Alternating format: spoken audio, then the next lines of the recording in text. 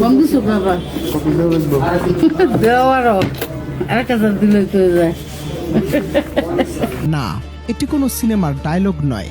দেশের একটি সরকারি ভূমি অফিসে কাজ করাতে এসে এক ভুক্তভোগী নাগরিককে শুনতে হয়েছে এমন বুক কাঁপানো আবদার। টাকা টেবিলের উপর পড়ার সাথে সাথেই যেন অফিসের ফাইল নড়ে চড়ে বসে। প্রথমে টাকা দেওয়ার পর কম হওয়ায় খোদ অফিস সহকারীর মুখে এমন রসালো সংলাপ। কিন্তু হাসি মুখের আড়ালে থাকা মানুষটি জানতেনই না তার এই অনৈতিক দরদাম আর ঘুষের লেনদেন গোপনে বন্দী হচ্ছে ক্যামেরার লেন্সে। আর তা যেন এখন টক অফ দ্য টাউন। 1000 দিলে তো যায়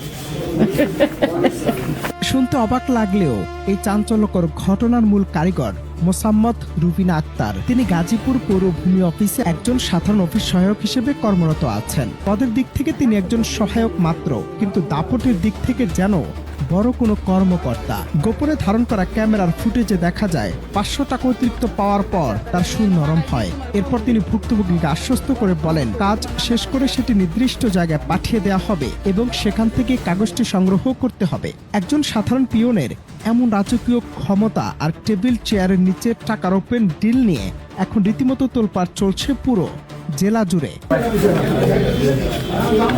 আচ্ছা তাহলে আমি এনে ভাড়াই দিয়ে তোমার কইমুনি পরে তুমি করো, তোমার নাম্বার আমার কাছে আছে। একবার ভাবুন, যেখানে সাধারণ মানুষ নিজের হকের কাজের জন্য দিনের পর দিন জুতো ক্ষয় করে, সেখানে ছোট পদের কর্মচারীরা কিভাবে দুর্নীতির আখড়া গড়ে তুলেছে। ফাইল আটকে রাখা, কথায় কথা অতিরিক্ত টাকার ডিমান্ড করা আর টেবিলের নিচে লেনদেন যেন এখানকার অলিখিত নিয়ম। একজন অফিস সহায়ক হয়েও তিনি যেভাবে ফাইল আটকে রেখে কর্মকর্তা সেজে ছড়ি ঘুরাচ্ছেন তা পুরো সরকারি সেবা খাতকে প্রশ্নবিদ্ধ করে। এসব মানুষের কারণেই আজ সাধারণ মানুষের কাছে ভূমি অফিস মানেই এক আতঙ্কের নাম, এমন বিশ্লেষকরা।